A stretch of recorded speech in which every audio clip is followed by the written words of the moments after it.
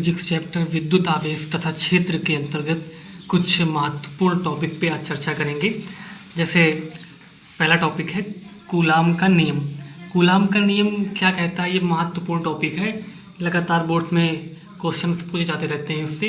ये थ्योरी भी काफ़ी अपने आप में महत्वपूर्ण चीज़ है। तो आज इसके बारे में चर्चा करेंगे कि कूलाम का नियम क्या होता है। कूलाम का नियम दो स्थिर बिंदु आवेशों से संबंधित है कि दो स्थिर बिंदु आवेशों के जो मध्य कार्य करने वाला पारस्परिक बल होता है वो जो है आवेश की मात्राओं के गुणनफल के अनुक्रमानुपाती होता है। मतलब जो बल होता है F वो आवेश की मात्राओं के गुणनफल के अनुक्रमानुपाती होता है और उनके बीच की जो दूरी होती है उसके वर्ग के व्युत्क्रमानुपाती होती है। ठीक है, अगर दोनों को हम साथ में लिखेंगे तो लिखेंगे F directly proportional Q1 Q2 upon R square. दोस्तों कोई भी अनुक्रमानुपाती चिन्ह होता है उसे हम हटाने के लिए कुछ ना कुछ नियतांक जरूर लाते हैं। अधिकतर हम K का यूज करते हैं, तो यहाँ भी हम K का यूज कर रहे हैं। F equal to K Q1 Q2 upon R square. अब ये K क्या होता है, कोई भी नियतांक होता है तो उसका एक फिक्स वैल्यू होता है। यहाँ पे जो K का वैल्यू है वो K इक्वल टू है 9 × 10⁹ newton metre square upon coulomb square. ये जो मात्रक है newton metre square upon coulomb square कहाँ से आया, ये लगातार हो जाता है कि ये कहाँ से आया। तो आप ये इसको मल्टीप्लाई करा दीजिए तो एफ का जो मात्रक होता है वो न्यूटन होता है, इसका मीटर होता है, मीटर स्क्वायर हो गया।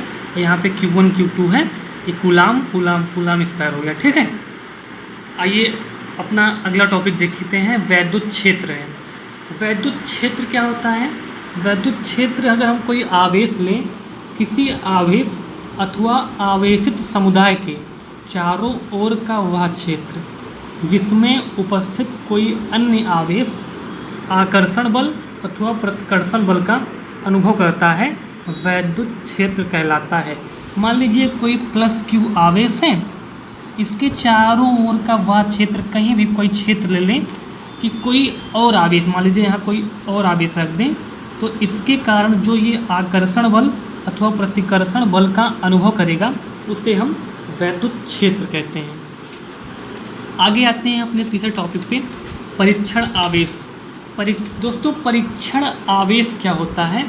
परीक्षण आवेश उसे कहते हैं कि ऐसा सूक्ष्म आवेश जिसका अपना स्वयं का वैद्युत क्षेत्र बाह्य वैद्युत क्षेत्र की तुलना में नगण्य होता है। यानी वो जो आवेश होता है परीक्षण आवेश वो बहुत ही सूक्ष्म होता है। ठीक है, फिर आता है अगला टॉपिक, वैद्युत क्षेत्र की तीव्रता। वैद्युत क्षेत्र की तीव्रता जो होती है वो वैद्युत क्षेत्र के भीतर किसी बिंदु पर स्थित वैद्युत क्षेत्र के भीतर किसी बिंदु पर स्थित परीक्षण आवेश पर लगने वाले बल एवं परीक्षण आवेश के मान के अनुपात को उस बिंदु पर वैद्युत क्षेत्र की तीव्रता कहते हैं और इसे E से प्रदर्शित करते हैं। वैद्युत क्षेत्र क्या होता है? वैद्युत क्षेत्र की तीव्रता E equal to F upon Q⁻0। ये Q⁻0 जो है वो परीक्षण आवेश का मान है। परीक्षण आवेश, ठीक है। अगला टॉपिक है हमारा वैद्युत द्विध्रुव।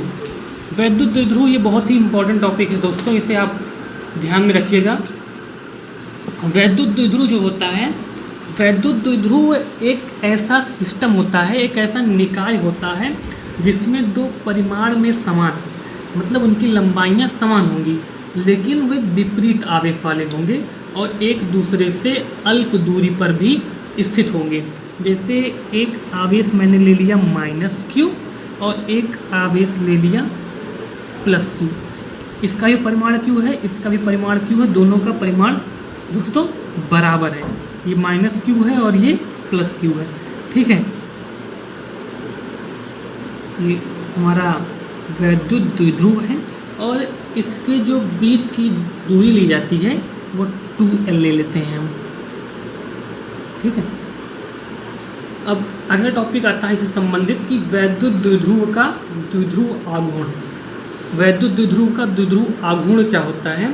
तो किसी वैद्युत द्विध्रुव का द्विध्रुव आघूर्ण किसी एक आवेश के परिमाण, आवेश मतलब क्यों, किसी एक आवेश के परिमाण एवं उनके बीच की अल्प दूरी के गुणनफल के बराबर होता है।